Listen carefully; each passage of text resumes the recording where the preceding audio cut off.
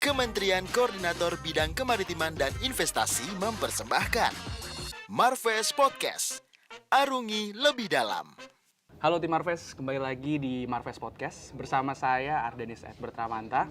Kali ini kita akan ngobrol-ngobrol, bahas-bahas soal salah satu event internasional yang bentar lagi bakalan dimulai di bulan Februari mendatang nih, di 2023, yaitu F1 H2O.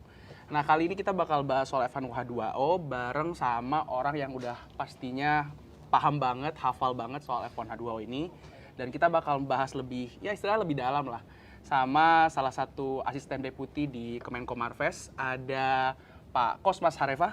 Halo Pak Kosmas Hareva. Halo. Ini ada teman-teman. Salam untuk Pak Sobat Marves dimanapun berada.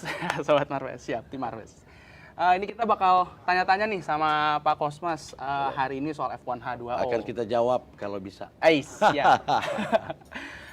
Sebenarnya kan kalau kita mau lihat ajang-ajang event internasional di Indonesia tuh udah banyak banget ya Pak Kosmas ya. Banyak lah. Terakhir itu kan yang F1 di Mandalika. Ya. MotoGP. MotoGP di Mandalika. Ya, betul. Nah, yang terbaru lagi nih F1 H2O. F1 H2O. Nah, ini banyak nih yang masih belum tahu nih Pak Kosmas. Kalau soal F1 H2O, F1-nya itu pasti orang langsung Formula One, lomba mobil. Tapi kok ada H2O? Nah, ini apa ini Pak Kosmas? F1 H2O, boleh dijelasin nih Pak Kosmas? Kalau Formula 1, F1 H2O itu kan Formula 1, H2 itu air gitu loh. Jadi Formula 1 air. Jadi sebenarnya memang Formula 1. Formula 1 tapi air gitu loh. Makanya F1 H2O gitu loh. Berarti itu pakai kapal ya Pak Kosmas? Pakai apa? Super power boating. Super power boating. Itu super power boating dengan kecepatan itu bisa mencapai sampai 260 km per jam. Oh, wow. Nah, jadi di sirkuitnya itu. Oke, berarti di atas air pakai boat yang kecepatannya tinggi ya? Kecepatan tinggi. Memang seperti namanya balapan gitu ya, gila itu, luar biasa. Oke. Nah, ini F1 H2O ini tuh kapan dan di mana sih Pak Kosmas diselenggarakannya? Nah, kan mau di Indonesia kan ya? Pak Kosmas, Betul. Jadi begini, memang event ini baru pertama ya akan digelar, dan memang ini seiring sebenarnya dengan upaya-upaya kita dalam rangka mengembangkan pariwisata ini. Ya, mengembangkan pariwisata. Jadi kita kan punya 5 destinasi super prioritas nih. Kan kalau kita berharap setelah kita benahi infrastrukturnya, semua fasilitasnya, lalu bagaimana orang datang ke sana. Makanya kita mulai berpikir, nah kalau untuk menarik orang datang ke destinasi itu harus ada event. Nah kita mikir tuh, Pak Presiden juga bilang, wah ini harus ada event-event berskala internasional ikonik di setiap destinasi. Nah kita mulai MotoGP di Mandalika kan gitu kan, wah ini luar biasa dampak ekonominya, jumlah kunjungannya juga luar biasa. Nah makanya kita ketika Pak Presiden ke Toba pada kunjungan awal Februari yang lalu, nah, coba dipikirkan apa ini event internasional, masa di Toba belum ada. Nah kita mikir tuh, pada waktu itu kita berpikir, nah ini disesuaikan dengan kondisi alamnya. Kita pun andalannya Danau Toba ya danau. Gitu. Wah berarti apa yang cocok? Gak mungkin lagi balapan yang F1 seperti MotoGP gitu ya. Nah kita mikir, wah memang ada satu kejuaraan dunia yang memang selama ini belum begitu kita kenal di Indonesia. Yaitu F1 H2O. F1 H2O. Nah pada waktu itu udah tersounding. Nah langsung kita setelah itu kita langsung hunting nih, mencari informasi tentang penyelenggaraan event ini. Nah, kita dapatkan informasi bahwa ada memang balapan F1 H2O itu yang seri kejuaraannya juga ada di beberapa negara. Selama ini banyak negara-negara Eropa, Timur Tengah yang sudah leading di situ. Setiap tahun itu ada sampai 6 seri kejuaraannya dan sudah melibatkan lebih dari udah hampir 40 negara. Berarti kalau di luar negeri, Eropa, sudah ada, dan atlet-atletnya sudah ada. Kita kan belum ada di Indonesia gitu loh. Ini baru pertama kali. Jadi kita untuk pertama kali ini memang kita menariknya supaya salah satu seri kejuaraan dunia mereka itu diselenggarakan di Indonesia. Nah, disepakati di Danau Toba. Nah, kita bangun kontak, ya timnya datang, cek di titik mana yang paling pas. Nah, turun tim apanya? Sepakatlah. Survei dan survei. Sepakatlah disepakati. Lalu ada kontrak sudah ini, udah kontrak. Jadi 5 tahun ini masalahnya. Kontrak pertama 5 tahun dan bisa diperpanjang 5 tahun lagi. 5 tahun. Artinya selama 5 tahun ke depan sampai tahun 2027 itu setiap tahun itu ada satu event kejuaraan dunia F1 H2O Championship, World Championship. Berarti Marves kita akan dalam 5 tahun ke depan kita akan punya series F1 H2O sepanjang 5 tahun Ya, di setiap tahun. Indonesia ya berarti ya? Di Danau Toba. Di Danau Toba. Danau Di Danau Toba. Oh, Danau Toba, Bos. luar biasa. Danau Toba. Oke Pak, berarti itu secara general F1 H2O udah Ya. Pak Kosmas sudah jelasin juga dan juga ada Bapak jelasin soal kok bisa kita dapat F1 H2O-nya, Ya. which is sangat keren banget. Akhirnya kita punya dan ada di Danau Toba, tim Marves ada di Danau Toba. Nah tapi yang mau ditanyain juga nih Pak Kosmas, kalau misalnya kita menyelenggarakan event internasional kayak gini, kesiapannya tuh pasti dipertanyakan dari segi sarana prasarana. Nah ini Ya, ya. gimana nih Pak Kosmas? Nah itulah tugas kita sekarang. Jadi bahkan kita mau bentuk. Yang pertama dulu ini kan ada perjanjian kerjasamanya kan antara 2 badan ya. Jadi F1 H2O Racing Management mewakili apa namanya asosiasi balap F1 ini. Kemudian dari pihak kita ke pihak PT Aviata Injourney. Oh, Injourney. Ah, Ya, jadi siap. sebagai udah tanda tangan kontrak, tentu dalam hal penyelenggaraannya kan gitu. Nah, tapi memang benar dalam rangka penyelenggaraan ini banyak hal yang harus kita benahi. Yang pasti infrastruktur pasti. Kebetulan dalam penyelenggaraan ini diperlukan venue yang memang sudah ditata secara khusus untuk ready untuk penyelenggaraan event ini. Jadi di lapangan kebetulan sudah disepakati lokasi titiknya itu di kawasan Pelabuhan Bali G di Danau Toba, Sumatera Utara. Nah, tim sudah langsung kita turunkan ini. Jadi kementerian lembaga terkait, pemerintah kabupaten, pemerintah provinsi Sumatera Utara juga turun ke lapangan, kita petakan apa-apa yang harus dibenahi. Karena ada perjanjian dengan kerjasama dengan F1 H2O Racing Management itu, ini harus dibenahi A, buat B, buat C gitu ya. Nah, itu sekarang kita lagi kerjakan itu. Ya, benar. Penataan kawasannya, karena kita butuh di sini space pinggiran danau itu. Jadi di situ nanti ada semacam pier gitu ya, pelataran di situ yang Docking buat kapalnya ya, Pak ya. Betul, dan ada juga penggunangannya karena seluruh logistik mereka itu ada lebih kurang 22 kontainer akan masuk melalui Pelabuhan Belawan, nanti dibawa melalui Jalan Nasional sampai ke Bali ke lokasi. Sampai ke Bali G. Oh itu. Jadi Pelabuhan Bali G ya Pak ya? berarti? kawasan pelabuhan. Jadi Kawasan ada pelabuhan Bali G. persis lokasinya itu memang berdasarkan hasil survei tim dari Itali.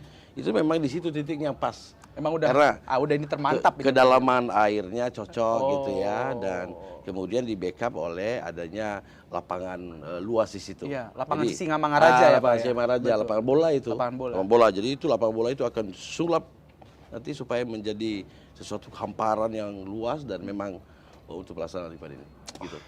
Dan banyak lagi yang harus dikerjakan, banyak sekali. Apalagi kemarin udah beberapa kali ya Pak Menko Luhut, Menko kita tuh udah gercep banget, Beliau cepat sekali nih sama sangat F1 atensi banget dengan ini karena memang saya pikir ini salah satu event yang bisa diandalkan ke depan, bisa karena ini kan dampaknya luas ini, multiplier efeknya ada, bukan hanya sekedar pada saat penyelenggaraan event, tidak hanya itu. Kalau perkiraan kita saja pada penyelenggaraan event itu tidak kemana bisa sampai 25.000 orang akan datang ke sana, ya. Nah itu eventnya sendiri kan sudah ditetapkan tanggalnya. Kalau racingnya itu ya, pertandingannya itu pada tanggal 24, 25 dan 26 Februari 2023. Nah untuk menuju ke sana kalau kita lihat waktunya ini sekarang, waduh kita sedang kerja keras nih. Bahkan kita rapat maraton ini. Rapat maraton ya Pak? Oh ya, dengan pemerintah daerah dan sangat kita apresiasi masyarakat Kabupaten Toba di kawasan itu juga mereka mudah-mudahan lah semuanya akan sepakat dan positif lah. Ya. Nah, karena ini dampaknya luas kepada masyarakat ini. Betul. Apalagi luas.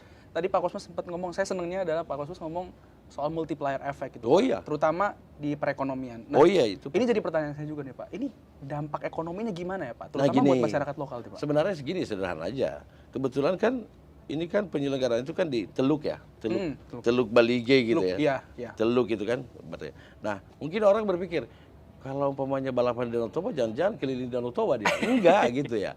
Sirkuitnya itu ada di situ. Jadi di Teluk itu Jadi ada nanti tanda-tanda pelampung-pelampung, ada beberapa nanti di titik-titiknya. Jadi mereka berputar-putar di situ di dalam. Berputar-putar di situ, Ya, lebih kurang panjang lintasan itu bisa 2,5 sampai 3 km. 2,5 sampai 3 km. Nah, jadi mereka berputaran di situ, di dalam teluk itu.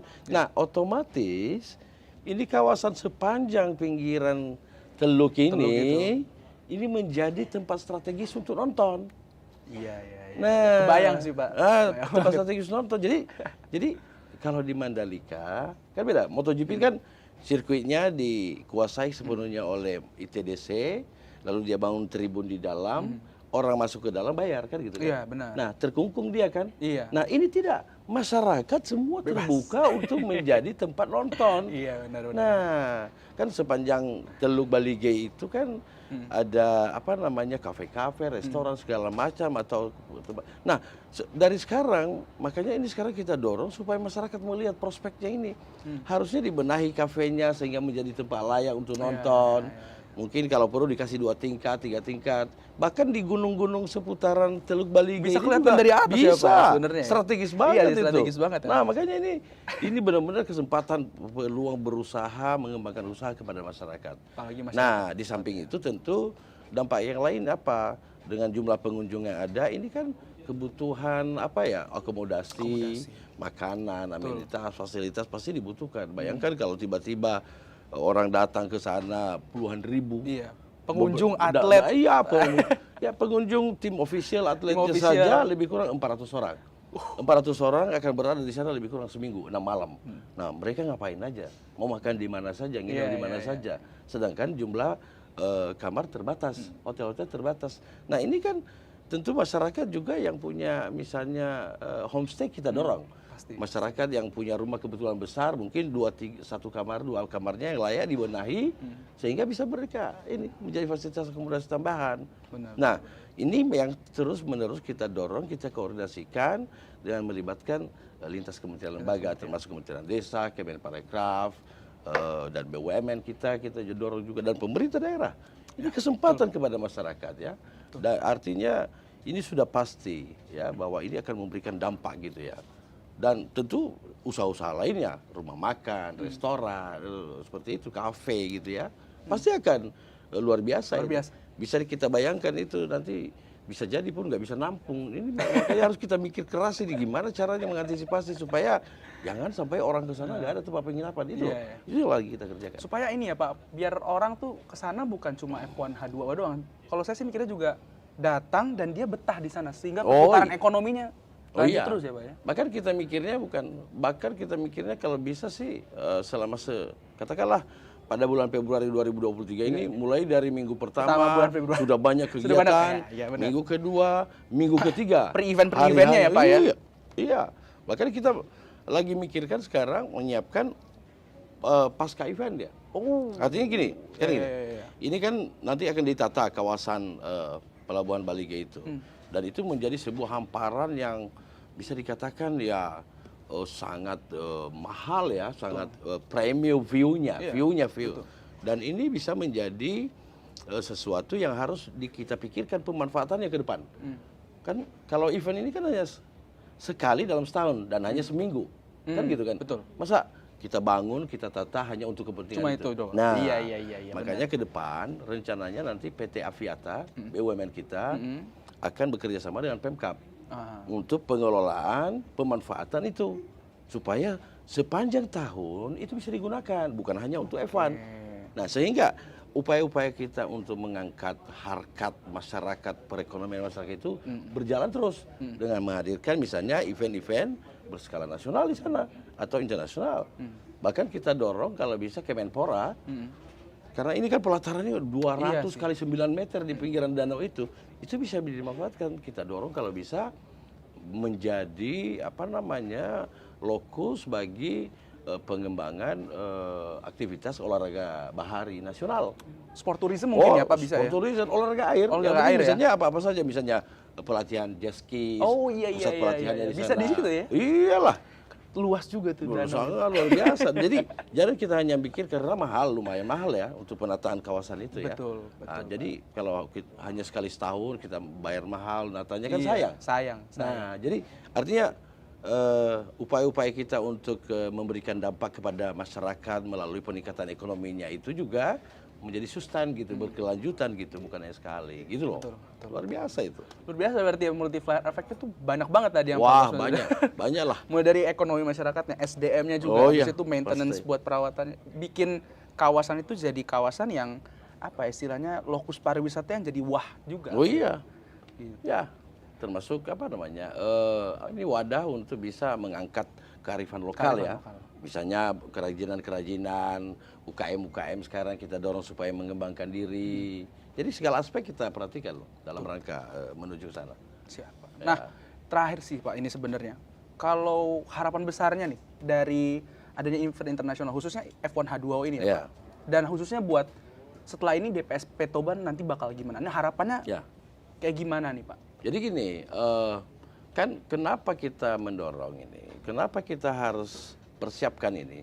Supaya pertama dulu ini selain memberikan dampak pada saat penyelenggaraan event, ini juga menjadi ajang promosi bagi destinasi Toba itu sendiri. Betul. Ajang promosi bagi destinasi Toba. Ya, pertama branding kita terjadi. Kita bisa mencitrakan destinasi kita bahwa itu ternyata ini luar biasa. Apalagi pada saat penyelenggaraan event itu kan secara langsung gitu, live langsung ke seluruh dunia kan gitu ya. Wow, kita bayangkan dari seluruh dunia tertuju ke Toba. Kan gitu. Nah, kalau kita bisa sukses menyelenggarakan event ini, tentu ini juga bisa membangun trust kepada calon-calon investor untuk melihat, wah berarti ada peluang di sini, kan gitu. Sehingga orang berinvestasi kan gitu ya. Nah, kemudian tentu yang paling utama itu adalah mendorong lahirnya usaha-usaha baru, kan gitu ya. Jadi masyarakat selama ini yang hanya berada di comfort zone, berada di pinggir danau, begitu kehidupannya, otomatis kualitas hidup masyarakat kan bertambah gitu ya. Karena ada wadah-wadah yang memacu mereka untuk merubah polanya sehingga bisa lebih maju gitu loh. Saya pikir itu dampaknya. Dan pada akhirnya kepada kawasan Danau Toba tentu kepercayaan wisatawan semakin baik dan jumlah orang yang berkunjung. Kalau udah orang berkunjung banyak, udah pasti dampak ekonominya pasti ada, kan begitu. Itu yang kita capai, ingin kita dengar. Nah, kira-kira gitu. Siap. Pak, tadi ini paling terakhir nih Pak, boleh nggak Pak Kosmas promosiin F1 H2O langsung ke tim Marves? Promosikan aja Pak, harus gimana nih kita nih Pak? Gitu. Oke, Sobat Marves dimanapun berada, jangan lupa jaga tanggalnya Minggu ketiga Februari 2023. Minggu ketiga Februari 2023, sebuah event berkelas dunia akan diselenggarakan di Danau Toba, Sumatera Utara. Siapkan waktu Anda, rencanakan dari sekarang, jangan lewatkan. Ini kesempatan luar biasa, kita mengenal Toba secara dekat dan kita menyaksikan sebuah event yang baru pertama diselenggarakan di Indonesia. Saya pikir ini luar biasa. Terima kasih. Terima kasih banyak Kak Kosmas, terima kasih banyak tim Marves. Thank you. Kita udah bahas soal F1 H2O bersama tim Marves. Sampai ketemu lagi di Marves Podcast selanjutnya. Horas. Harus Horas. Horas. Oke.